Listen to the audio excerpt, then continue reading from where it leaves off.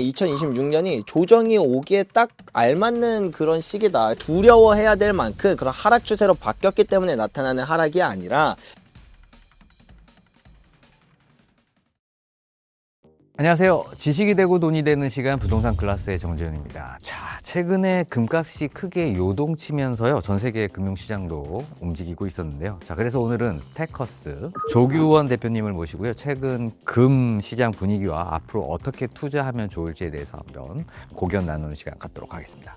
어서 오세요. 네, 안녕하십니까. 네, 작년 3월에 나와주셨잖아요. 맞아요. 그때 1kg 골드바 1억 6천만 원 정도 됐다고 그때 소개해 주셨는데 지금 시세가 어느 정도 되죠? 지금 한 2억 6천 정도 됐죠. 한 1억 정도가 올랐다고 보시면 될 것 같아요. 근데 그것도 올랐다가 떨어진 게 요거예요. 예. 맞아요. 우리 대표님 딱 바로 우리 촬영장 오시면서 빨리 사라고.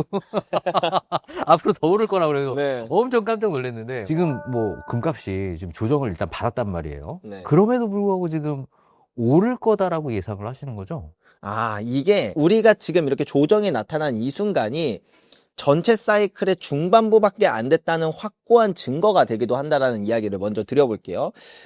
역사적으로 금은 한번 오를 때 보통 10년이라는 사이클을 가져요. 왜냐면 금이라는 게 공급의 영향을 되게 많이 받거든요. 생산량이 늘어나면 가격이 떨어지고 생산량이 줄어들면 가격이 올라가요. 그래서 이제 과거에 이제 금 생산량 차트와 이제 금 가격 차트를 겹쳐서 보면은 예를 들면은 2002년부터 생산량이 줄기 시작하자 금 가격이 슈퍼 사이클이 왔었고 1970년부터 이제 생산량이 줄어들기 시작하자 1980년까지 슈퍼 사이클이 왔었고 그다음에 1934년부터 이제 생산량이 줄기 시작하자 1947년까지 상승 사이클이 이어졌었다. 이런 것처럼 금의 생산량이 줄기 시작하면 금 가격이 상승하는 그런 사이클이 오는데 근데 문제는 사람들은 이렇게 생각해요. 그럼 금 가격 지금 많이 올라가는데 막 뭐 개나소나 다 금 캐러 가는 거 아니냐.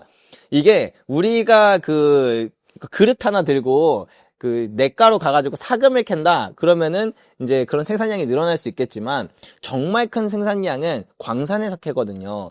근데 광산은 갑자기 늘리고자 한다고 해서 늘릴 수가 없어요. 어디가 금이 많은지 탐사도 해야 되죠. 그 다음에 부지도 매입해야 되죠. 인허가도 받아야 되죠. 인프라도 깔고 채굴한 다음에 정제하는 이 정말 긴 과정이 거쳐야 금이라는 게 세상에 나오기 때문에 가격이 올라서 생산량을 늘리고자 마음을 먹으면 이 금이 나오는데 10년 정도의 시차가 걸려요.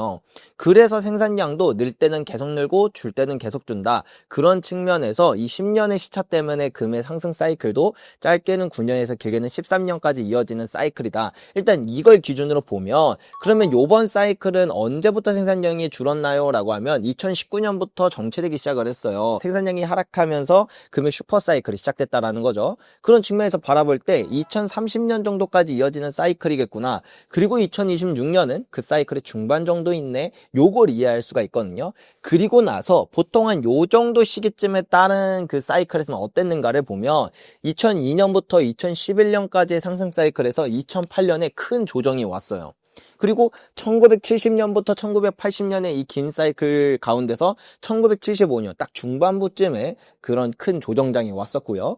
그리고 나서 지금을 생각해보면 2019년부터 2030년의 사이클 중에 2026년이 조정이 오기에 딱 알맞는 그런 시기다. 그래서 지금의 조정이 사람들이 두려워해야 될 만큼 그런 하락 추세로 바뀌었기 때문에 나타나는 하락이 아니라 말 그대로 조정장이 오는 그런 시기이기 때문에 자연스럽게 나타나는 조정이다. 요렇게 생각해 볼 수가 있는 거겠죠. 그래서 너무 두려워하실 필요 없고 이런 조정은 말 그대로 가격이 싸졌다라는 거니까 그런 긴 사이클에서 좀 더 본격적인 상승장이 되기 직전에 나타나는 그런 전조 증상이다. 요렇게 이해하시면 될 것 같아요. 그럼 이제 대표님이 보시기에는 아직 금은 상승의 사이클 그 중간 어딘가에 있다라는 거군요. 네, 맞아요. 그래서 앞으로 금 가격이 훨씬 더 많이 오를 거고요. 그리고 생각해 봐야 될 건 우리가 뭐 이게 10년 사이클이면 1년부터 5년 차보다는 6년부터 10년 차에 상승률이 압도적으로 높아요. 이게 상승 사이클이 후반부로 갈수록 상승률이 기하급수적으로 올라가는 특성이 있거든요. 근데 이제 중반부를 지나서 본격적인 상승장이 시작됐다라는 건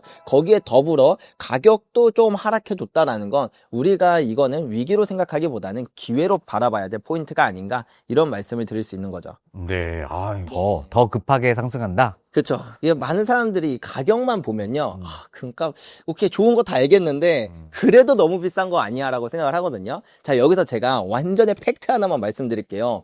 금 가격이 대략 한 2019년부터 계산을 해도 3배 정도 올랐거든요. 근데 인류 역사에서 금 사이클 중에 3배 밖에 안 올랐던 역사에 찾기는 어려워요. 우리가 이게 금 가격이 오르는 게 이상하다고 생각하는 이유가 왜 그러냐면 우리 뇌 속에 안전자산이라는 이상한 통념이 박혀 있어서 그래요. 그러니까 금이 안전자산이 맞냐 아니냐면 맞아요. 근데 금이라는 게 위기 때는 좀 오를 수 있어도 평소에는 가격이 변동성도 거의 없고 올라봤자 별로 안 오르는 뭐 그런 자산일 거야 생각을 하지만 그렇지 않아요. 금은 역사적으로 오를 때 적게 오를 때는 7배, 뭐 지난 한 50년 역사를 두고만 봐도 많이 오를 때 26배가 올라요. 근데 인류 역사가 금이 한 5,000년의 역사가 있거든요. 이 중에 금이 26배가 지난 50년 동안 가장 많이 오른 건데 이 정도 수치도 인류 역사를 두고 보면 되게 적게 오른 거예요. 보통 한 몇백 배에서 많게 오를 때 진짜 조 단위로 오르거든요.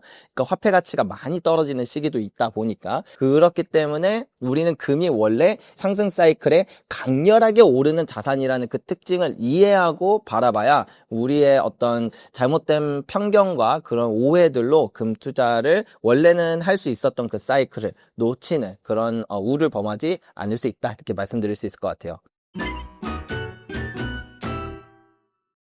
그럼 대표님, 지금 그러면 우리가 사이클 상에 왔는데 그래도 조정이 왔잖아요. 케빈 워시 연준의장 지명이라든지 혹은 한간에는 또 중국 쪽 이슈를 또 얘기하는 사람이 있어요. 그러면 지금 우리가 맞이했었던 온수당 뭐 4,300에서 3,700으로 뚝 떨어졌을 때 지금 다시 4,000까지 온 것 같은데 그 단기적인 조정의 원인은 좀 뭐라고 보세요? 아무래도 그 첫 방아쇠를 당긴 건 케빈 워시의 지명이 맞다라고 봐요. 금리 인하? 생각보다 안 할 수도 있겠는데? 이러다가 달러가 강세로 가는 거 아니야? 그럼 금 가격엔 안 좋은 거잖아 라고 생각하면서 금 가격도 크게 한번 출렁였고 은 가격도 좀 많이 출렁였었어요. 여기다가 이제 약간 기름이라도 붓듯이 아니죠. 뭐 찬물을 끼얹는다고 표현을 해야겠죠. 찬물이라도 한 번 더 끼얹듯이 전 세계에서 가장 큰 상품거래소가 시카고에 있거든요. 그래서 CM이라고 불리는데 시카고 상품거래소가 장마감, 그러니까 1월 30일 장마감 직후에 그 증거금을 대폭 인상하겠다고 발표를 했어요.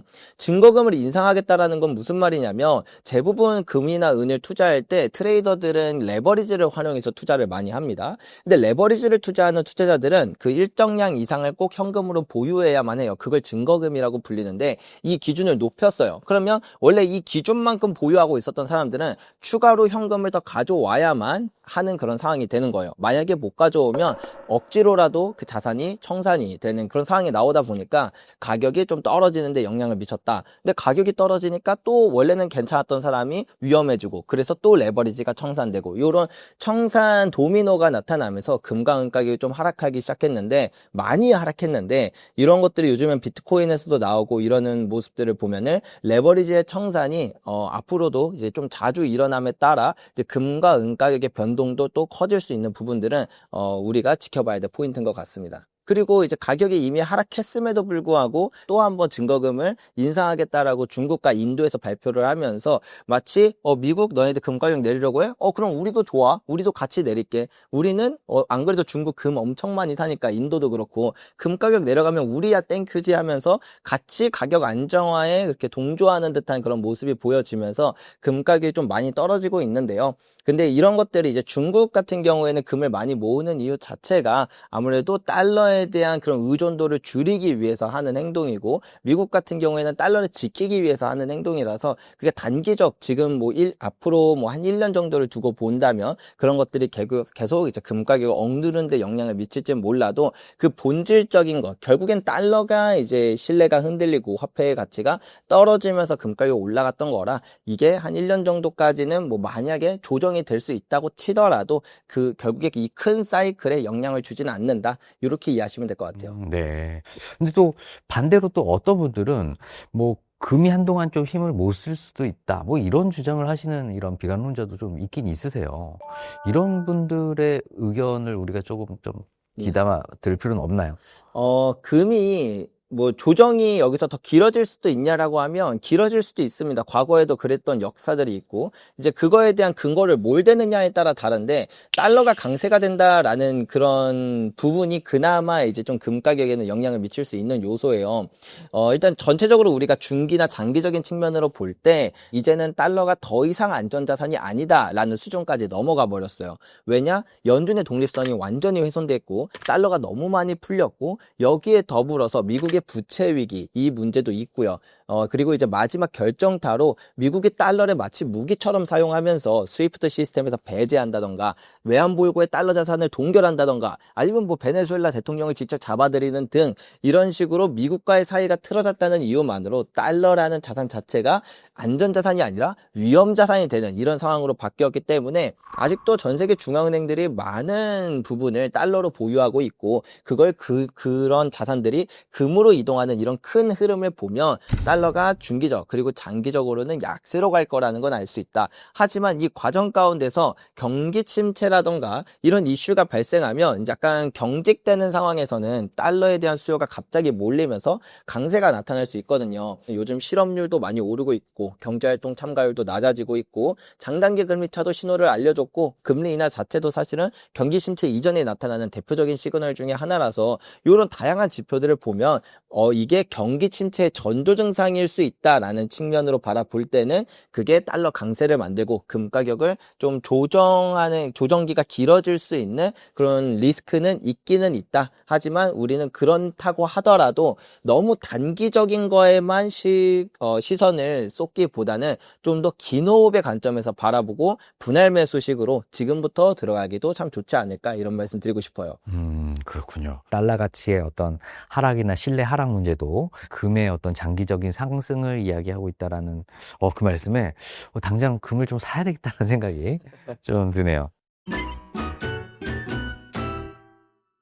자, 변동성이 최근에 굉장히 컸는데요. 나쁜 변동성이나 혹은 뭐 조정이 굉장히 건강한 변동성 이렇게 구별할 수 있는 근거나 뭐 기준들이 좀 있나요? 그리고 대표적으로 은 가격을 보면 알 수가 있어요. 은은 이제 금의 상승 사이클을 다 이제 나열했을 때 항상 금보다 한 1.5배에서 2배 더 높은 상승을 했었거든요.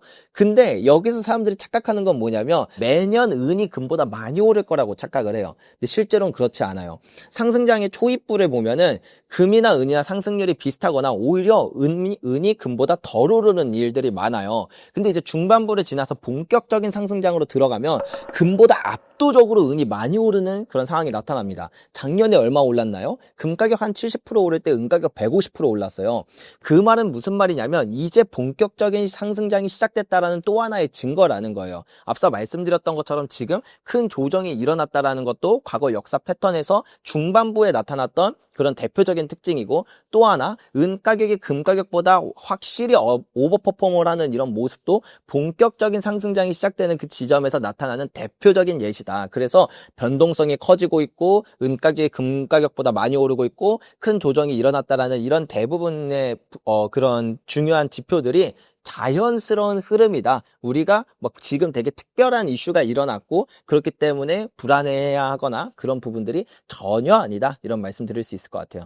혹한다는 생각이 좀 드는데요. 하지만 오히려 은 가격이 너무 많이 상승을 해서 이게 좀 과열 조짐이 아닐까 이렇게 생각을 했는데 오히려 후반기에 상승의 패턴이라고 또 말씀을 하시니까 조금 더 시장을 더 엄밀하게 좀 지켜봐야겠다라는 생각이 하네요. 앞으로 변동성이 좀 더 커질까요? 아니면 조금 뭐 진정될지 볼 수 있는 어떤 방법들이 좀 있나요? 아무래도 이제 지정학적인 문제도 되게 커지고 있고 그리고 무엇보다 다른 거 다 집어쳐 놓고 트럼프 대통령이라는 거 하나만 보더라도 변동성은 앞으로도 되게 많이 커질 수 있다. 이런 것들은 이해해 보면 좋을 것 같고요. 그렇기 때문에 우리가 집중해야 될 포인트는 단기적으로 금가 여기서 더 떨어지면 어떡하지? 여기가 바닥이고 더 올라갈까? 이런 생각을 하기보다는 좀 긴 호흡의 관점에서 보자. 제가 재밌는 얘기 하나 해드릴게요. 제가 2019년에 처음 금의 슈퍼사이클이 시작됐을 때 은을 샀거든요. 그때 실버바 하나에 한 65만 원 정도 주고 샀어요. 지금 그게 얼마냐면 한 600만 원이 좀 넘어요. 어이구. 그러니까 사람들이 와 양벨이 진짜 천재다 막 이런 말을 하거든요. 근데 2019년부터 대략 한 2021년까지는 그런 말을 거의 못 들었어요. 왜냐면 65만 원이 그렇게 싼 가격이 아니었거든요. 그때는 나름 고점이어서 저 멍청한 놈, 저 물렸네 이런 말을 많이 들었어요. 심지어는 그 뒤에 50만 원대까지 떨어졌었단 말이에요. 이제 코로나 팬데믹 경험하면서. 그러니까 괜히 재밌고 샀다가 물렸다 이런 말을 해요. 그러니까 저도 그때 2019년에 금과 은을 투자하면서 애초에 이게 뭐 바닥이다 저점이다 이러고 들어가는 게 아니라 지금 고점이면 뭐 어때, 나중에 이 슈퍼사이클이라면 가격이 훨씬 더 많이 오를 텐데, 여러분들도 지금 똑같아요. 한 2030년 그 고점 부근이 됐을 때 과연 뭐 금 가격을 뭐 90만 원에 샀는지 80만 원에 샀는지 100만 원에 샀는지 그렇게까지 중요할까요? 이미 2030년 그 엄청나게 높은 가격이 되었을 때. 그렇기 때문에 너무 단기적으로 우리가 불안해할 필요도, 아니면은 막 그렇게 너무 많은 생각을 할 필요도 없이 좀 긴 호흡의 관점에서 바라보고 투자라는 게 더 중요한 시기가 된 것 같다, 이런 말씀을 드릴 수 있을 것 같아요. 아니 대표님, 그 작년에도 사라고 했는데 올해도 또 사라. 아직 상승 사이클의 중반이다. 더 많이 오를 거다. 지금 이런 말씀이시잖아요. 네, 지금 벌써 저희 이제 스태프분들이 지금 지금 막 사고 계세요. 네, 뭐 어떻게 사야 되는지 좀 알려주실까요? 일단 사람들이 제가 뭐 일부에서 말씀드렸다시피 지금이 슈퍼사이클의 중반부다라는 이야기를 드려도 그래도 뭔가 비싼 것 같은데, 그래도 막 뭔가 가격적으로 너무 비싼 것 같은데 이런 생각을 하는데, 그럼 이렇게 말씀드려 볼게요.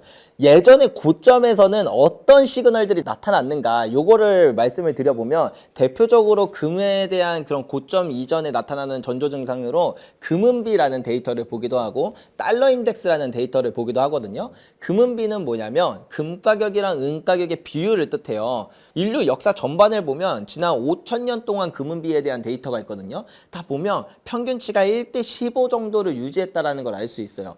실제로 지구상에 있는 금과 은을 비교해도 한 1대10 정도 되거든요. 그래서 그 정도의 차이가 나는 게 당연한 거다. 근데 이제는 금과 은을 돈으로 쓰지 않는 시대다 보니까 때때로는 이제 사람들이 이제 금과 은을 너무 저평가하기 시작하면은 금은비가 이렇게 벌어지기도 하고, 다시 금과 은에 관심을 갖게 되면은 금은비가 좁혀지기도 하면서 이게 평균치로 돌아갔다가 다시 벌어졌다, 이런 일들이 반복되거든요.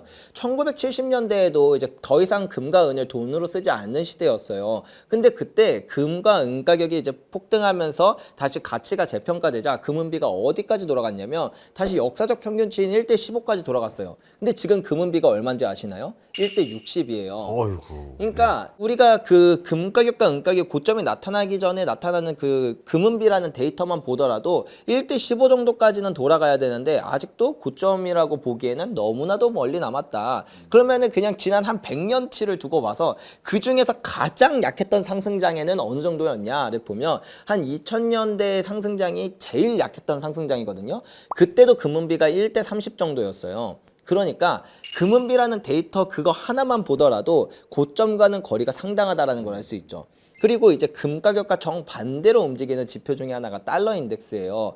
1970년대 같은 경우에는 달러 인덱스가 한 30% 정도 떨어지면서 80 정도까지 찍었었고, 2000년대 상승장에서는 달러 인덱스는 한 40% 정도 떨어져서 70 정도를 찍었었어요. 그러니까 달러 인덱스가 하락하면서 금의 상승 사이클이 이제 고점으로 다가간다라는 걸 알 수가 있는데, 지금 달러 인덱스가 얼마냐면 96이에요. 역사적으로 가장 달러 인덱스가 높았던 80이란 기준으로 보더라도 아직도 달러 인덱스도 고점에 오기까지는 상당히 멀리 남았다. 그러니까 상승 사이클의 중반부다라는 증거도 그렇고, 그 외에 고점 이전에 나타나는 그런 시그널들을 보더라도 금은 그 어떤 지표를 봐도 고점이라는 시그널이 단 한 개도 없거든요. 오히려 지금은 상승 사이클의 중반부다, 요렇게 이야기되는 게 많다 보니까 지금 너무 겁먹을 필요 없으시고 지금이라도 조금씩 모아 나가신다면 지금처럼 화폐 가치가 빠르게 떨어지고 금 가격이 상승하는 이런 사이클에서 충분히 좋은 성과를 얻으실 거라고 생각합니다. 우리가 뭐 상승 사이클이라고 하지만 또 상승 사이클이 또 조개 또 종료될 수가 있잖아요. 상승 사이클이 만약에 끝이 좀 가까워진다면 우리가 그 상승의 끝이 가까워진다는 걸 어떻게 조금 판단할 수 있을까요?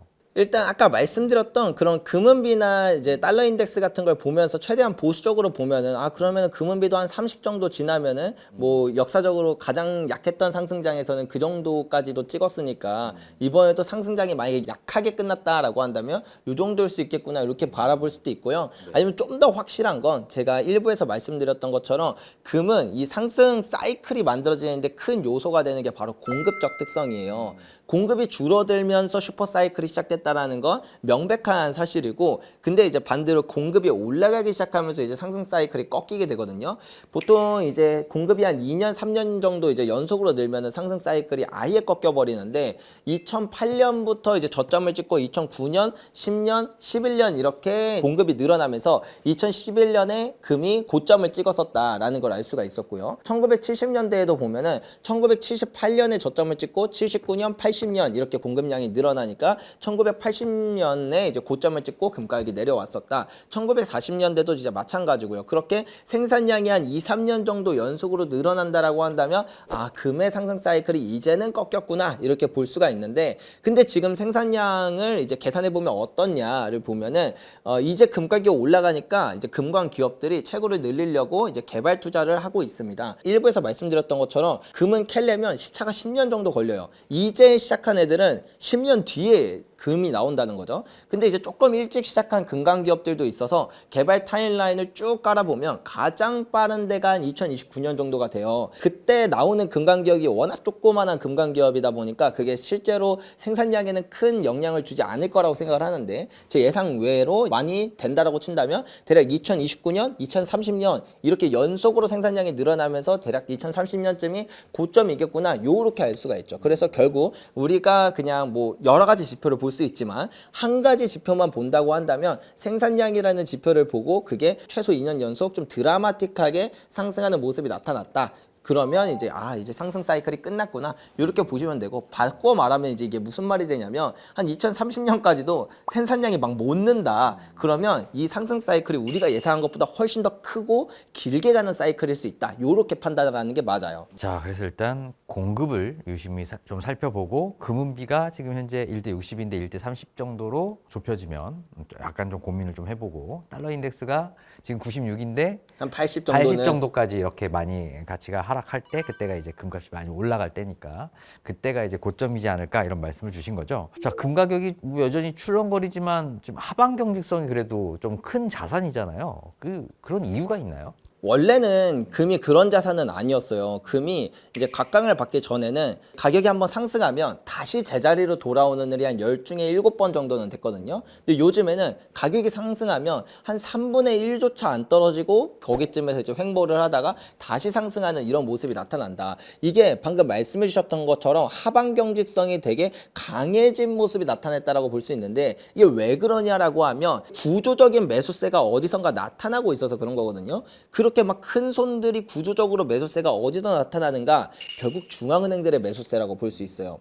최근 들어 이제 중앙은행들이 여전히 사상 최고치 수준의 금매입을 이어나가고 있다. 근데 이게 옛날에는 중국, 러시아처럼 미국과 좀 적대국에 있으니까 우리가 보유하고 있는 달러 이거 너무 불안한데 금으로 바꿔야겠다라고 생각했었다라면, 이게 이제는 적대국뿐만 아니라 그냥 전반적으로 전 세계적으로 이런 흐름들이 많이 퍼졌다. 이제는 미국이라는 국가가 그 달러의 독립성을 완전히 지켜주지는 않는구나라는 걸 느끼면서 이제 다양한 그런 중앙은행들이 이제 금을 많이 사모으기 시작했는데, 대표적으로 뭐 폴란드를 두고 보면 폴란드가 이제 작년에 거의 100톤 가까이 금을 샀습니다. 근데 이게 얼마나 많이 산 거냐면 전 세계 중앙은행들이 금을 순매수한 양이 일반적으로는 한 200톤에서 300톤 정도 돼요. 근데 폴란드만 100톤. 혼자서 1년에 100톤을 살 정도로 엄청나게 많이 샀고, 올해는 150톤을 사겠다고 공식적으로 선언을 했거든요. 이게 뭐 그 외에도 뭐 체코, 터키 정말 다양한 국가들이 이렇게 금을 매수하는 그런 매수세가 정말 강력한데, 가격이 오르든 떨어지든 상관없이 금을 사모으고 있는 이런 구조적인 매수세가 있다. 그렇다 보니까 가격이 오를 때는 조금 더 가파르게 오르게 되는 그런 현상이 되고, 떨어지다고 하더라도 이제 그 어떤 하방 경직성을 가지고 어느 이상 이제 잘 떨어지지 않는 이런 모습이 주기적으로 나타난다. 그리고 이런 흐름은 보통 좀 사이클이 길기 때문에 중앙은행들이 지금 아직도 전체 외환보유고에서 금이 차지하는 퍼센테이지가 그렇게 높진 않거든요. 이제 막 미국 국채 비율을 넘어서기 시작했는데, 이제 역사적인 평균치랑 비교하면 아직도 한참 남아서 이러한 구조적인 매수세는 앞으로도 훨씬 더 많이 늘어날 수밖에 없다. 그렇다라는 건 하방 경직성이 언제나 이렇게 잘 갖춰진 형태로 금이 이제 차곡차곡 올라가지 않을까, 그런 생각이 듭니다. 아니, 폴란드가 100톤을 샀다고요? 150톤. 와, 많이 사네요. 아무래도 뭐 주변에 이제 전쟁, 우크라이나 바로 옆에 있다 보니까 이런 지정학적인 리스크나 불확실한 상황 때문에 금을 더 선호하는 것 같은데, 이게 결국에는 금 상승에 좀 유리한 환경이다, 이렇게 해석하면 되는 거겠죠. 네, 이제 결국엔 우리가 역사를 배워보면은 지금 금이 왜 오르는지에 대한 것들이 너무 명확해요. 금이 오른다라는 건 사람들이 화폐에 대한 신뢰가 흔들리기 때문에 금이 오르는 거거든요. 흔히 많은 사람들이 잘못 알고 있는 건 뭐냐면, 화폐가 많이 발행되면 화폐에 대한 신뢰가 떨어질 거라고 생각해요. 근데 그게 그럴 때도 있지만 그렇지 않을 때도 많습니다. 예를 들어서 이 세상에 딱 10개밖에 없는 차가 있었어요. 그런 이제 한정판 차면 얼마나 비싸겠습니까? 근데 그 기업이 만약에 그 차를 100만 대를 만들었다고 칠게요. 그러면은 그 차값이 떨어지냐라고 하면 그걸 공개하지 않는 이상 떨어지진 않는다. 창고에 100만 대를 쌓아놓는다고 해도 그게 시장에 풀리고 사람들이 여기 100만 대가 있다라는 게 공개되지 않는 이상 사람들은 여전히 그 자동차가 그 정도의 값이 있다라고 믿어요. 마찬가지로 이 화폐가 아무리 많이 풀린다고 해도 그래도 사람들이 이 화폐는 가치를 잘 유지할 거야. 그러니까 정부가 그런 부채 문제를 잘 해결할 거고, 통화 정책도 재정 정책도 이렇게 적절히 잘 쓰면서 화폐의 가치를 유지할 거라는 그 믿음이 있을 때는 이 화폐가 사람들이 막 쓰지 않아요. 그냥 뭐 저축도 해놓고 채권으로 사놓고 이렇게 묵혀둔다라는 거죠. 그래서 인플레이션에 대한 공식이 어떻게 되냐면, 화폐 발행량 곱하기 유통속도라고 이렇게 이야기를 해요. 그러니까 유통속도가 늘어나지 않는다. 근데 이제 사람들의 의심이 딱 그 트리거가 생기는 순간 갑자기 한 번에 다 화폐를 다른 실물 자산으로 옮기기 시작합니다. 미국 같은 경우에는 이미 2013년도에 전 세계에서 가장 큰 신용평가사인 S&P 500이 미국의 신용등급을 강등했었어요. 그리고 2023년, 2024년에 나머지 두 개의 신용평가사인 그 피치와 무디스도 그 신용등급을 강등하면서 셋 다 똑같은 말을 했거든요. 미국의 부채 너무 심각하다. 근데 심각한 게 끝이 아니라 미국은 이 부채를 해결할 장기적 비전을 전혀 가지고 있지 않다라는 그런 이야기를 하면서 신용등급을 강등했거든요. 미국의 부채가 얼마나 많냐면 지금 한 38조 달러 정도 돼요. 그러니까 1초당 9만 달러씩 늘어나요. 미국의 부채가. 지금 미국 역사상 가장 많은 수준인데, 뭐 당연히 옛날보다 지금 화폐가 많아지고 경제가 규모가 커지니까 부채가 많아진 건 당연해요. 근데 그 비율이 어느 정도냐라고 하면, 미국의 이제 GDP 대비 부채 비율이 한 120% 정도 됩니다. 이게 2차 세계대전 때랑 거의 맞먹는 수준이라는 거예요. 그렇다 보니까 이제 다른 중앙은행들은 생각하는 거죠. 야, 미국이 이 부채 문제를 해결할 수 있을까? 이제는 1년에 숨만 쉬어도 이자만으로 거의 1조 달러를 내거든요. 미국의 세수가 5조고 지출이 7조니까 미국은 1년에 2조 달러씩, 그러니까 부채가 늘어난다라는 거예요. 그러면 이 부채가 앞으로 커지는 속도는 훨씬 더 빨라질 거라는 걸 누구나 알 수 있고, 부채를 일반적인 방법, 그러니까 지출을 줄인다던가 세금을 올린다던가 이런 방법으로 해결할 수 없다라는 게 확정되는 이제 시점이 되었습니다. 그래서 각국의 중앙은행들이 그 미국이 뭐 스위프트 시스템에서 이제 러시아를 배제한다던가 외환보유고에서 달러 자산을 동결한다던가 이런 일이 있기 훨씬 전인 2000년대부터도 2000년 초반까지만 하더라도 외환보유고에서 달러가 차지하는 비중이 70% 이상이었는데 그게 50%까지 떨어졌거든요. 알고 있는 거예요. 미국은 이 부채 문제 절대 해결을 못한다는 거. 그러면은 결국엔 이 문제가 어떻게 되냐면, 인류 역사에 존재했던 모든 제국들은 그 부채 문제를 해결할 때 거의 90% 이상 이 방법을 택했습니다. 그게 뭐냐면 화폐의 가치를 훼손하는 방법을 택했었어요. 돈을 더 벌어서, 그러니까 세금을 늘려가지고 세수를 늘려서 해결할 수도 없고 지출을 줄일 수도 없고, 그러면 결국에 남은 방법은 부채의 가치를 활활 태워야 되거든요. 더 쉽게 표현을 할게요. 제가 친구한테 1000만 원의 빚을 졌어요. 근데 내가 진짜 딱 내년에 갚을게 라고 하고 내년이 됐는데 화폐의 가치가 반토막이 돼버린 거예요. 그러면 나는 똑같이 1,000만 원을 갚지만 실질적으로 갚는 부채에 대한 가치가 반으로 줄어들게 되는 거죠. 그 말은 친구 역시 나는 똑같이 1,000만 원을 받았지만 그 1,000만 원이 옛날에는 짜장면을 뭐 1,000그릇 먹을 수 있었던 양이라면 지금은 짜장면을 500그릇밖에 못 살 정도의 돈의 가치가 된 거예요. 이런 식으로 부채의 문제를 해결할 때 그 화폐의 가치를 낮추면 부채의 가치가 낮아지는 효과가 나와요. 실제로 미국도 1930년대에 이런 방식으로 부채 문제를 해결했었고 그 전에 영국 패권도 똑같았고요. 프랑스, 네덜란드, 스페인 제국, 포르투갈 제국 모두 다 똑같은 방식으로 이 부채 문제를 해결했다는 걸 알 수 있어요. 그리고 미국 역시 그럴 수밖에 없는 상황이라는 걸 알 수 있다. 그래서 금가격이 오르는 거고 이 사이클은 매우 길고 강렬한 사이클이 나타나는 거다. 이렇게 이해하시면 돼요.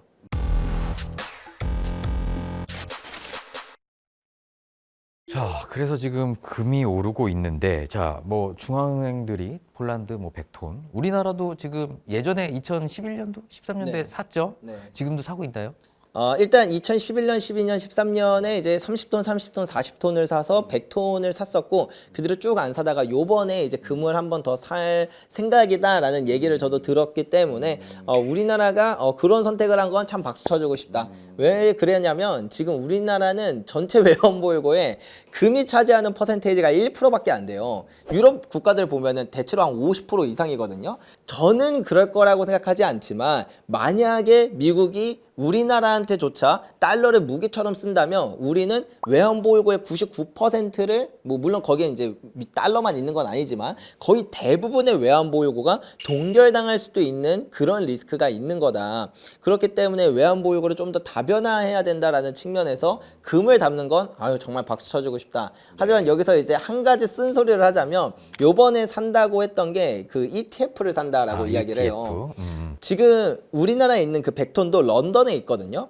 근데 잘 생각해보면 지금 독일 같은 경우에는 뉴욕에 보관된 금도 다시 본국으로 송환하겠다고 하고 가지고 갔어요. 그 남아있는 것도 다 가져가겠다고 하고 프랑스나 네덜란드 다른 국가들도 이제 자기네들이 원래 가지고 있었던 보관하고 있었던 금들을 본국으로 송환하려는 이런 움직임들이 많이 나타나거든요. 이게 왜 그러냐면 신뢰가 자꾸 흔들려서 그래요. 그래서 이게 비슷한 시기가 언제였냐라고 하면 1968년이거든요. 이때도 프랑스가 이제 먼저 미국에 맡겨놨던 금을 본국으로 송환하면서 다른 국가들도 이제 연달아 가져가게 되고 금 가격이 1970년부터 26배나 폭등하고 나서야 이 상황이 안정화가 됐어요. 지금도 사실은 그런 전체적인 맥락에서 그 시기랑 되게 비슷한 상황이다. 그렇기 때문에 금을 사는 것도 좋은데 그걸 어떤 식으로 보유하느냐 그것도 되게 중요한 시점이라서 저는 이제 뭐 보관도 유통도 불편하지만 우리나라가 우리 금 좀 가져오면 좋지 않을까 그런 생각도 들더라고요. 그래요. 중앙은행들이 ETF 같은 금융상품으로 금을 매입하는 게 아니고 실물금을 이렇게 꼭 사는 이유가 혹시 좀 정리를 하자면? 결국에는 금이라는 자산은 가격이 오를 이유가 없는 자산이에요, 원래. 근데 그럼에도 불구하고 가격이 오른다라는 건 신뢰가 정말 크게 흔들리고 있었다라는 증거거든요. 우리가 대부분 투자하는 상품들은 신뢰에 의존해요. 그러니까 나의 어떤 잘못과 전혀 상관없이 거래 상대방에 대한 그런 리스크를 가지고 있다. 주식도, 채권도, 부동산도 대부분 다 가지고 있어요. 근데 금은 아무런 거래 상대방 위험이 없기 때문에 사람들이 누군가를 온전히 신뢰할 수 없는 시대로 갈수록 아무도 신뢰할 필요가 없는 자산으로 돈이 이동하게 된다는 거예요. 근데 이제 여기서 금은 통제받지 않기 때문에 가치가 있는 건데 이 통제받지 않는 자산을 어떠한 기관이나 시스템이나 혹은 국가의 통제 안에 있는 형태로 보유를 한다는 건 그거는 조금 본질과 안 맞는 방법이 될 수도 있겠죠. 그래서 그냥 결국엔 이런 극단적인 이야기를 하는 이유는 이제 극단적인 상황이 나올 거라서가 아니라 금 가격이 오르는 시기가 대체로 원래 좀 극단적이다. 그렇다 보니까 그런 부분들까지도 최대한 해지해 놓는 게 어떻겠냐라는 그런 의미에서 이제 금을 우리나라도 실물로 보여야 하는 게 어떻겠냐라고 생각을 하는 거고 그래서 사실 불편하잖아요. 왜 미국에 안전하게 잘 보관되어 있는 금을 독일이 본국으로 어렵게 그 배로 몇 번이고 실어 날려서 그렇게 하겠는가 이런 것들이 그런 이면이 있어서 그렇다 이렇게 생각하시면 될 것 같아요. 중앙은행의 금 매입은 결국에는 중장기 트렌드를 우리가 미리 읽어볼 수 있는 신호다라고 말씀을 주셨는데 그럼 개인 투자자 입장에서 이런 중앙은행들의 이런 움직임 좀 어떻게 활용할 수 있을까요? 중앙은행들이 그렇게 먼저 생각을 한다라는 건 뭐 중앙은행들 중에서 어디도 우리나라 화폐 망했어요라고 얘기하는 중앙은행은 없어요. 아직까지 화폐 되게 튼튼하다라고 하는데 그들이 하는 말을 보지 말고 그들이 하는 행동을 보자. 그러니까 돈은 거짓말하지 않잖아요. 중앙은행들이 돈을 어디다 가장 많이 쓰는가 보면은 다 금사는 데 쓰고 있어요. 예, 최대한 화폐를 청산하고 누군가의 빚, 카운터파티 리스크가 있는 자산들을 청산하고 카운터파티 리스크가 없는 금으로 이동하고 있는 이런 큰 흐름을 보면서 결국 패러다임의 변화가 어떻게 바뀌고 있느냐, 세계화에서 탈세계화로 바뀌고 있고 달러화에서 탈달러화로 바뀌고 있는 이런 거대한 흐름을 바라보면 결국에 귀결되는 게 인플레이션과 금 이 두 가지로 귀결된다라는 걸 우리가 이해하면 이 사이클이 뭔가 단기간에 최근 들어서 뭐 어떤 이슈 때문에 뭐 금리나 이슈 때문에 폭등한다, 뭐 지정학 이슈 때문에 폭등한다, 물론 그게 단기적으로 가격에 영향을 준 건 맞지만 결국 이 사이클이 만들어진 건 이 중요한 본질적인 이유가 있어서 그렇구나, 요런 걸 이해해 보는 데 도움이 될 거라고 생각이 듭니다. 자, 대표님, 요즘처럼 이렇게 변동성이 큰 장에서는 금 투자 전략도 약간 좀 바꿔야 될 것 같은데요. 좀 어떻게 우리가 투자를 할 때. 제가 옛날에 이제 좀 변동성이 낮았을 때, 그러니까 상승이 지금 이제 중반부쯤 왔는데 초입부에서는 그냥 사라. 그냥 가격도 보지 말고 사라라는 말을 많이 했는데 지금도 사실은 그냥 사도 돼요. 장기로 보면 그냥 사도 되지만 이제 그냥 샀는데 예를 들면 딱 1월 29일처럼 딱 그냥 그래 그냥 사야겠다 하고 딱 전재산 때려 박았는데 갑자기 금이 막 하루 만에 10% 떨어지고 은이 막 하루 만에 30% 떨어지면은 사실 길게 보면 그게 아무것도 아닐 수 있겠지만 그때 당시의 마음이 이제 좀 많이 불안할 수 있잖아요. 충격적이죠. 네. 그렇기 때문에 지금은 변동성이 그럼 앞으로 약해질 거냐라고 하면 저는 최소한 이 정도의 변동성을 앞으로도 가져갈 거다. 오를 때도 그래요? 많이 오르고 떨어질 때도 많이 떨어지는. 그렇기 때문에 우리가 이런 것들을 좀 해지하기 위해서는 두 가지를 생각해야 돼요. 첫 번째는 살 때도 분할해서 사야 된다. 네, 그렇게 생각을 해보시면 좋겠고요. 그리고 두 번째, 내 전체 자산에서 금을 총 몇 프로 담을 거냐도 이제 생각해 두는 게 좋아요. 저 같은 경우에야 사실은 확신이 있으니까 전 재산을 다 금과 은에 투자를 했지만, 근데 만약에 어떤 사람들은 금과 은에 그 정도의 확신이 있는 게 아닌데도 불구하고 저처럼 이렇게 너무나도 많은 비중을 담게 되면은 가격이 하락할 때마다 생각이 자꾸 바뀌어요. 금 내가 잘못 샀나? 이거 아예 이제 하락 추세로 바뀌는 거 아니야? 이거 고점 이미 지나간 거 아니야? 이런 불안감이 생긴다는 거죠. 그래서 가격이 오르고 떨어지는 거에 그렇게까지 크게 영향을 안 받을 만큼의 퍼센테이지가 얼마인가를 잘 책정해 보는 게 좋은데, 포트폴리오 전략들을 보면 금을 한 10% 정도를 담아요. 그래서 기본적으로 한 10% 정도를 생각하시면 되겠고, 나는 금과 은이 좀 더 지금은 많이 필요한 시기인 것 같다. 이 정도까지 생각을 한다면 한 20% 정도까지 생각을 해보셔도 괜찮을 것 같다. 그 뒤에 이제 금과 은에 대한 확신이 커짐에 따라서 차근차근 늘려도 전혀 늦지 않으니까 그냥 조급한 마음보다는 이렇게 차근차근 분할식으로, 그리고 비중도 이제 차근차근 늘려가는 방식으로 그렇게 하시면 괜찮을 것 같아요. 분할 매수와 적절한 비중, 네. 이게 중요하다. 자, 금을 우리가 이미 가지고 있는 사람이나 혹은 새로 신규 진입하는 사람, 분명히 이 둘 간에는 좀 어떻게 매수해야 될 전략이 좀 달라야 될 것 같은데 어떻게 조금 접근하면 될까요? 일단 신규 매수자 같은 경우에는 제가 이전에 말씀드렸던 것처럼 분할 매수와 비중 조절 요거를 잘 이제 선택해서 하시면 될 것 같고요. 이미 보유한 사람은 그럼 어떻게 해야 되냐? 버텨야죠.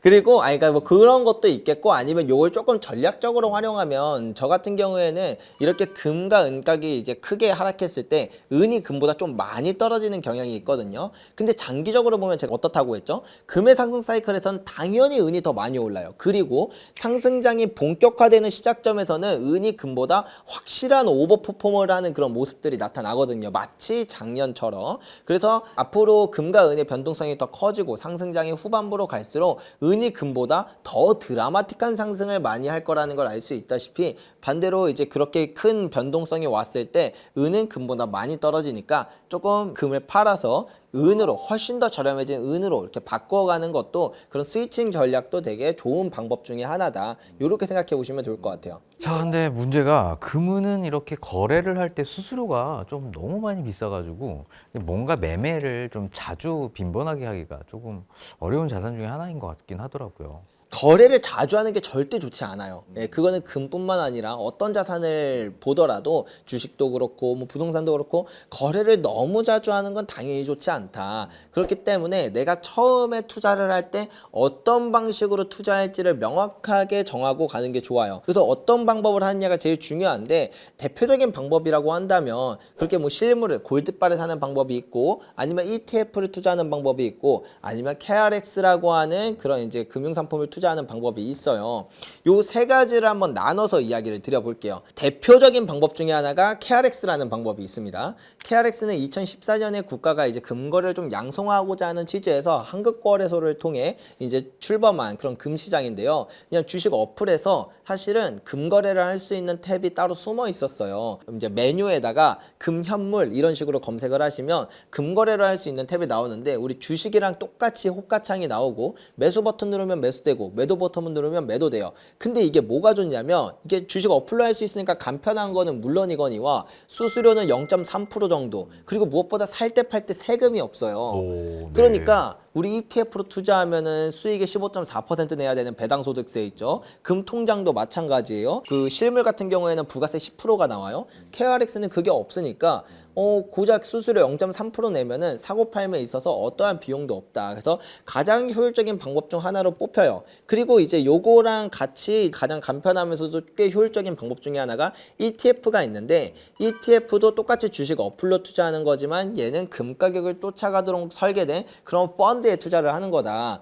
근데 얘는 이제 아까 말씀드렸던 것처럼 수익의 15.4%를 세금으로 내야 돼요. 그러면 요렇게만 딱 이제 정리가 되니까 사람들은 생각해요. 아, ETF보다 그다음 실물보다는 그냥 KRX가 좋은 거구나. 근데 이게 왜 문제가 되냐면 우리나라는 공급적 특성이 있어요. 그래서 뭐 상업광산이 없으니까 우리나라에서 금도 안 나오죠. 근데 삼면은 다 바다로 막혀 있지 위에는 북한으로 막혀 있지. 그러니까 갑자기 사람들이 금에 관심을 갖기 시작하면 실물이 없어서 사람들이 막 웃돈을 주고 사기 시작해요.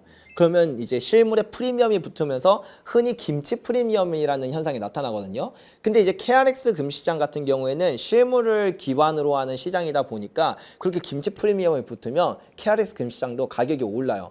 근데 이제 일반인 분들은 금시세라는 게 딱 정해진 거라는 착각 속에 살아요. 그렇다 보니까 예를 들면 KRX 금시세가 한 돈에 오늘 뭐 90만 2천 원이에요. 그러면 아, 오늘 금 가격은 90만 2천 원이구나 라고 생각을 해요. 사실은 그렇지 않아요. 사실은 국제 시세를 기준으로 봤을 때 우리나라 시세는 88만 원인데 막 92만 원일 때가 있는 거예요. 그건 바꿔 말하면 무슨 말이에요? 나는 지금 KRX로 금을 투자하면 3개월 뒤에 금 가격이 똑같다고 가정을 하더라도 공급이 해결되는 그 과정 가운데서 4만 원만큼 무조건 손해보고 들어가는 거예요. 그러니까 이런 것처럼 내가 어떤 시기에 어떤 방법을 택하느냐에 따라 되게 유리하게 시작할 수도 있고 불리하게 시작할 수도 있다. 자, 그래서 아주 그냥 쉬운 방법을 알려드릴게요. 그냥 정말 쉬운 방법. 물론 실물을 사는 거 좋은 방법이지만 사실 초보자한테 제가 실물을 잘 추천 안 드리는 게 실물을 사려면 어디 가서 사야 돼요? 그러니까 뭐 발품도 팔아봐야겠죠. 그 다음에 어떤 제품을 사야 돼요? 이런 것들 다 알아보다 보면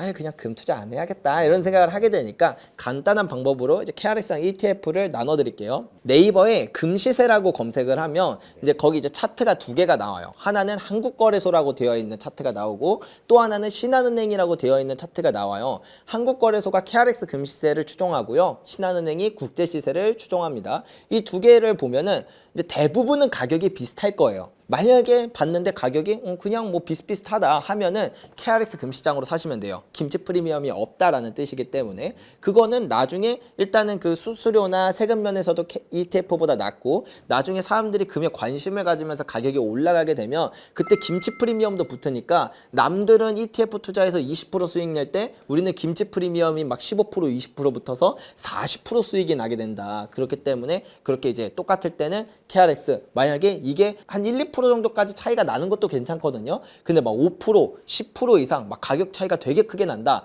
한국거래소랑 이제 신한은행 차이가 난다. 그러면 그때는 ETF로 잠깐 투자하셨다가 나중에 이런 공급이 좀 완화되면 그때 KRX로 넘어가셔도 괜찮다. 아니면 ETF로 보유하셨다가 그동안 좀 공부를 하셔서 실물 자산, 뭐 예를 들면 골드바 같은 거 요런 걸로 투자하셔도 좋다. 요렇게 생각하시면 돼요. 아유, 뭐 확실하게 알려주셔가지고 이제 어떻게 사야 될지 한번 정리를 해보면 네이버 금시세를 봐가지고 한국거래소 이제 KRX를 따라가고 신한은행은 국제 금시세를 따라가니까 좀 비슷하다 그러면 KRX를 사고 벌어지면 이제 김치 프리미엄이 붙는 거니까 ETF를 사고 양이 좀 많아지면 그때 한번 실물 금도 한번 고려를 해봐라. 네, 이런 맞습니다. 투자 방법이라는 거죠. 네. 뭐 명확하게 말씀해 주셔가지고 어떻게 이제 투자할지에 대해서 알았습니다. 자, 그리고 뭐 연령대별도 어떻게 투자하는 방법이 좀 달라질 수 있나요? 20대나 뭐 40, 50대나. 사실은 뭐 연령이 중요하진 않겠지만 근데 아무래도 좀 나는 이게 막 그 핸드폰으로 하고 막 온라인으로 하고 이런 거 너무 어렵다 하면은 실물로 투자를 해야 되거든요. 많은 분들이 오해하고 있는 것 중에 하나가 실물 투자가 되게 비효율적이라는 생각을 많이 해요. 왜냐면 살 때 부가세도 내야 되죠. 살 때 팔 때 가격 차이가 막 15% 나죠. 이러니까 비효율적이라고 생각을 하지만 실제로는 그렇지 않은 경우들이 훨씬 더 많아요. 그리고 오히려 실물로 투자하는 게 더 유리한 부분들도 많이 있거든요. 그러면 어떻게 내가 이제 좀 나이대가 있어서 그런 게 불편해서 그냥 실물 사려고 한다라고 하면 뭐가 제일 낫냐면 제가 생각했을 때 가장 무난하면서 제가 추천드릴 수 있는 방법은 일단 첫 번째 조금 불편하시더라도 뭐 종로나 아니면 부산에 계시면 범일동, 뭐 광주에 계시면 충정로, 대구에 계시면 교동 이렇게 금은방들이 밀집한 지역에 가라. 그리고 금은방들 한 4-5군데 정도만 발품을 팔아보세요. 그리고 들어가서 예를 들면 금마다 금이 뭐 이게 골드바냐 골드바도 어떤 브랜드냐에 따라서 가격이 다 달라요. 그러니까 딱 정해서 들어가면 되는데 이런 거는 사실 제가 방송에서 얘기한 적이 없거든요. 근데 저는 어떤 식으로 했냐면 제가 딱 금은방 들어가자마자 사장님 덩어리금 한 양 얼마예요? 이렇게 물어봐요. 한 양이라는 건 10돈을 의미하거든요. 그래서 덩어리금은 어제 완전히 공인비가 거의 없는 금이에요. 가장 저렴한 그 공인비가 없는 금 10돈짜리가 얼마예요? 라고 물어보면 똑같이 물어보면 그거는 어느 금은방이든 다 갖고 있거든요. 그러니까 가격을 알기가 제일 편해요. 오늘 전체적으로 금은방 시세가 이렇게 되는구나. 근데 한 4-5군데 정도 돌아보면 이게 금은방들이 밀집해 있고 경쟁이 치열하다 보니까 거의 이제 가격이 비슷비슷해요. 그러면 대충 이 정도 가격 하네. 그리고 덩어리금을 차라리 사세요. 근데 많은 분들이 실수를 하는 게 뭐냐면 이게 진짜 금인지도 잘 모르겠고 그리고 내가 이 금이 진짜 금인지 아닌지 이렇게 좀 판단하기가 어렵고 하다 보니까 점점 공신력이 높은 제품을 찾아요. 근데 재밌는 건 사실 공신력이 높은 제품일수록 그런 가격 스프레드도 크고 그 다음에 그 적정 가격이 어느 정도인가를 알기가 되게 어렵거든요. 사실 여기는 고수의 영역이에요. 무턱대고 초보가 들어가서 그냥 제일 공신력 높은 거 막 예를 들면 한국조폐공사 막 이런 거 골드바 사면 물론 사도 되지만 그게 적절한 가격에 사지 못할 가능성이 되게 크다. 근데 덩어리금이라는 건 공인비도 없죠. 그 다음에 뭐 어떤 금은방에선 다 팔다 보니까 가격이 딱 정해져 있어요. 사실 초보자일수록 그런 주물금 같은 걸 샀다가 나중에 좀 그런 능력이 생겼거나 아무리 그래도 나는 조폐공사 같은 그런 공신력 높은 골드바를 원해 그러면 그때 뭐 공인비를 내고 바꾸던지 뭐 그런 식으로 바꾸시면 되는데 근데 이제 초보자분들은 일단 조폐공사로 막 엄청나게 비싼 프리미엄 말도 안 되는 가격 주고 막 사기도 한다. 그래서 그렇게 가격 물어보고 덩어리금을 사주는 게 그래도 그나마 이제 초보자 입장에서는 제일 베스트의 방법이 아닐까 그런 말씀드릴 수 있을 것 같아요. 그렇군요. 종로삼가 이렇게 금은방 하시는 분들 보면 이제 카톡으로 서로 이제 하루에 한 2번 이상씩 이렇게 가격을 매수 매도 가격을 이렇게 받으시더라고요. 네. 덩어리 한 양 얼마예요? 해서 일단 시세를 확인한 다음에 덩어리로 이제 하나씩 사는 게 중요하다라는. 네, 맞아요. 그 이제 도매업체에서 나오는 시세도 덩어리금을 기준으로 시세가 나오기 때문에 그냥 그게 아주 기준이 되는 가격이다. 그렇게 생각하시면 될 것 같아요. 그래도 확인하는 어떤 마크 이런 것도 한번 좀 알려주세요. 네, 그래서 대표적으로는 이제 이게 진짜 금이냐 아니냐, 뭐 이게 순도가 정확하냐 이런 것들을 일반인 분들이 모르니까 이 업계에서도 그런 이제 감정원에서 찍혀진 마크를 보고 그 금을 신뢰하는 경우가 많거든요. 대표적으로 이제 홀마크. 홀마크. 네, 홀마크라는 게 있고 그 다음에 태극마크, 그 다음에 이제 금자 마크 이렇게 3가지 마크가 금자. 있는데 3개가 있군요. 네, 우리나라의 이제 3대 감정소다 이렇게 이해하시면 돼요. 그래서 요거는 뭐 구글이나 네이버 같은데 이제 뭐 홀마크, 태극마크 이런 식으로 검색하시면 그런 마크를 보실 수 있으니까 그걸 보시면 좋을 것 같고 마크가 찍혀져 있는 덩어리를 사면 되는 거죠? 네, 그런 거를 사면 됩니다. 대부분 금은방들도 그런 금들을 사기 때문에 그런 걸 사시면 좋을 것 같고 근데 이제 요즘에 이제 문제가 되는 게 뭐냐 하면은 네. 가짜금. 가짜금. 네. 이 가짜금 어떻게 어떻게 구별할 수 있는 방법이 없나요? 사실 금은방 같은 경우에 애초에 그 금을 녹여가지고 다시 만들기 때문에 마크를, 그리고 이제 뒤에 마크를 찍어서 받기 때문에 뭐 금은방에서 산다고 가짜금을 살 일은 없을 거예요. 근데 이제 문제가 뭐냐? 어쨌든 나는 금은방보다 더 싸게 사고 싶다. 그럼 어딜 가냐면 이제 막 중고마켓 같은 데를 가요.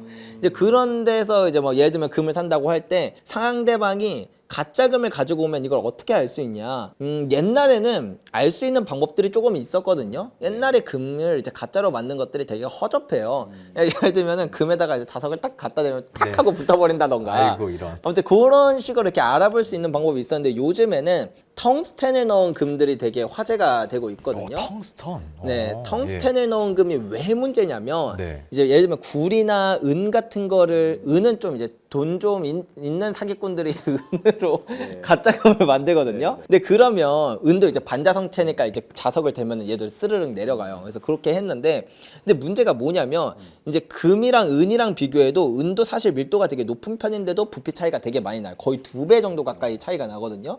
그래서 같은 부피면 얘는 무게가 너무 낮다는 거죠. 예를 들면 1kg짜리 골드바라고 해서 올려보면은 뭐 400g밖에 안 나온다든지, 아니면 1kg짜리라고 치기에는 너무 막 뚱뚱해 보인다든지, 이렇게 알 수가 있는데 텅스텐은 금이랑 밀도가 거의 똑같아요. 그러니까 사실 전문가도 육안으로만 절대 텅스텐을 알아볼 수가 없어요. 육안으로만 보면 텅스텐금은 죽었다 깨어도 저도 못 알아봐요. 예, 그리고 이제 일반적인 감정원에서도 그 약식 감정은 XRF 검사라는 걸 하거든요. 이제 엑스레이처럼 콕 찍는 건데 그 마이크로 파장이 들어갈 수 있는 그 깊이가 딱 정해져 있어요. 되게 얕아요. 근데 만약에 안에 이제 도금을 되게 두껍게 입히고 텅스텐을 넣었다. 그럼 그 XRF 검사로도 모른다는 거죠. 그러면 이제 보통은 어떤 식으로 아냐면 반으로 잘라봅니다. 예, 그러면 이제 안에 텅스텐이 있거든요. 근데도 더 악랄해진 건 뭐냐면 그 안에 텅스텐이랑 금을 섞는 거예요. 그러니까 순도를 막 30% 40%로 만드는 거죠. 네네. 그럼 잘라보면 안에도 금처럼 생기다 보니까 이런 것도 잘 모를 수 있다. 그래서 이제는 솔직히 말하면 일반인이 그렇게 막 개인 간거래 시장에서 중고마켓에서 이제 금을 거래한다라고 했을 때 이게 진짜 금인지 가짜 금인지 알 수 있는 방법은 없다. 전문 감정원에서 전문 감정을 받는다고 치면은 이제 감정비가 좀 많이 들거든요. 약식 감정은 그렇게 별로 안 드는데, 그렇다 보니까 일반인이 뭐 그런 것들을 감정원에 가서 감정을 받기에는 그럴 바엔 그냥 금은방에서 사는 게 낫고, 이제는 이제 그런 가짜 금을 그냥 간단하게 알아볼 수 있는 방법은 없기 때문에 그냥 믿을 만한 곳에서 금을 사는 게 차라리 좀 더 안전하지 않을까, 이런 말씀 드릴 수 있을 것 같아요. 아까 뭐 홀마크나 태극마크 이게 찍혀 있으면 이런 텅스텐이 없는 거라고 확신할 수는 있는 거예요? 물론 이제 그것도 금은방에서는 금을 녹이고 다시 만들어서 마크를 찍기 때문에 상관이 없겠지만, 근데 이제 개인 간거래 시장에서는 그 뭐 마크도 뭐 어떻게 위조하려면 위조할 수도 있고, 그렇죠. 그러니까 우리가 이런 리스크를 최대한 열어놓고 생각을 해야 되다 보니까, 그래서 그냥 처음부터 믿을 만한 곳에 가서 예, 그냥 금은방에서 사시는 것도 괜찮고 그렇게 사시면 좋을 것 같습니다.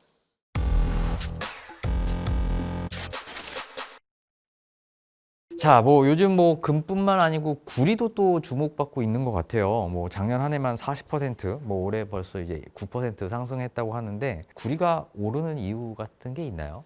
일단 이 귀금속류들이, 그 귀금속뿐만 아니라 비철금속들이 다 이제 많이 올라갑니다. 이렇게 한번 올라가는 사이클을 타면 다 같이 올라가는 특성이 있는데, 근데 그 중에서도 구리가 요즘에 주목받는 이유는 AI, 데이터 센터가 늘어남에 따라 이제 전기 사용량이 많아지고, 그렇기 때문에 이제 구리의 사용도가 올라간다라고 볼 수 있는데, 비슷하게 같은 이유로 사실 은도 주목받고 있는 이유가 똑같아요.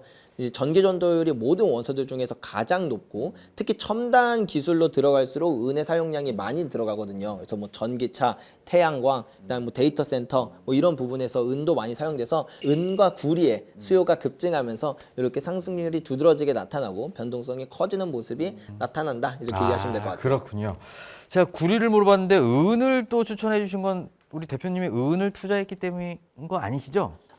그것도 이유가 있겠지만, 그러면은 만약에 금이랑 은 외에, 제가 금이랑 은을 맨날 얘기했으니까 이거 외에 요즘 관심 있는 게 하나 있기는 해요. 어떤 거요? 바로 백금이에요. 제가 한 2019년, 2020년 이쯤에 이제 방송을 할 때 우연히 이제 막 구독자님들이 백금은 어떻게 보세요라고 할 때 제가 그때 되게 부정적인 시각을 갖고 있다라는 얘기를 했었어요.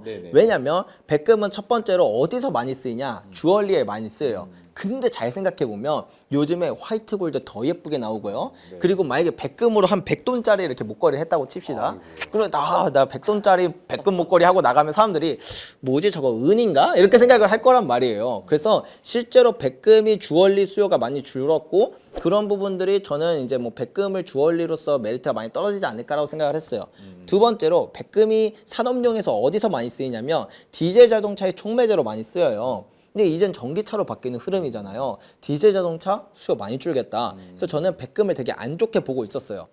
근데 제가 딱 하나 착각했던 게 뭐였냐면 빼놨던 게 가격을 빼놓고 있었다라는 생각이 들었어요. 제가 자주 보는 부동산 유튜버 분 중에 이제 정태익 대표님이라고 있었는데 그 정태익 대표님이 언젠가 막 그런 얘기를 했었거든요. 뭐 경매 관련된 뭐 그런 유튜브였던 것 같은데 정태익 대표님이 진짜 매력적이라고 생각해서 이제 가져온 뭐 물건 하나를 보여줬는데 저는 딱 보자마자 와 이런 곳에 사람이 살 수 있나? 라는 생각을 했던 적이 있었죠. 근데 그 정태익 대표님은 뭐라고 하셨냐면 모두가 그렇게 생각하기 때문에 원래는 이 정도의 가치인데 가격이 여기에 가 있는 거다. 그러니까 단순히 가치만 보면 가격을 사람들이 놓치게 된다. 바꿔 말해서 가치로 볼 때 한 요 정도 높은 게 적당한 건데 가격이 사람들이 이 정도로 고평가하는 경우도 생긴다. 그런 건 좀 매력이 없는 물건이다. 막 이런 식으로 얘기를 하셨어요. 그리고 나서 제가 백금을 바라보니까 백금 가격이 지금 얼마인 줄 아세요? 얼마죠? 금 가격의 반값이에요.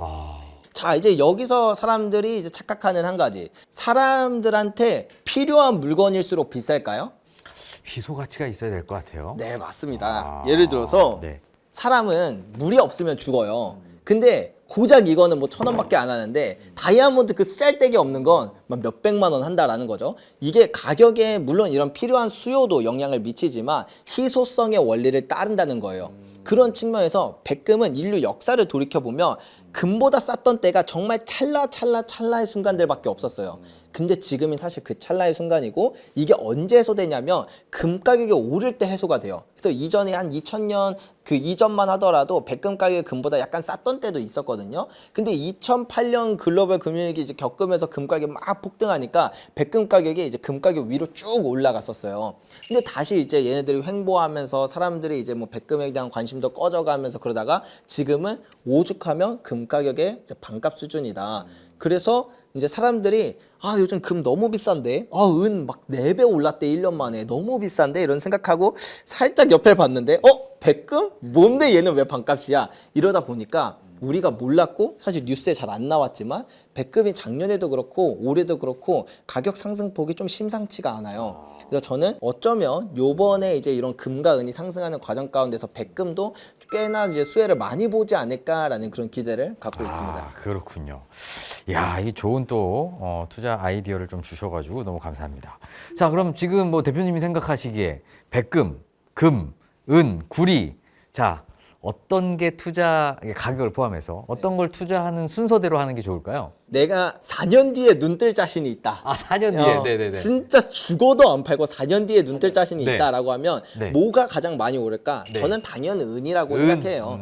실제로 그냥 역사만 돌이켜봐도 산업 수요 뭐 이런 얘기 진짜 들을 거 엄청 많지만 은이 좀 공급 부족이 심각하거든요, 사실. 근데 이런 거 다 빼놓고 보더라도 그 은은 원래 금보다 1.5배에서 2배 정도 더 높은 상승을 한다라는 게 기본이기 때문에 은이 진짜 매력적일 거다라고 생각하고 그 다음에는 이제 뭐 백금이 요즘에는 좀 많이 생각을 하고 있고 그 뒤에는 금.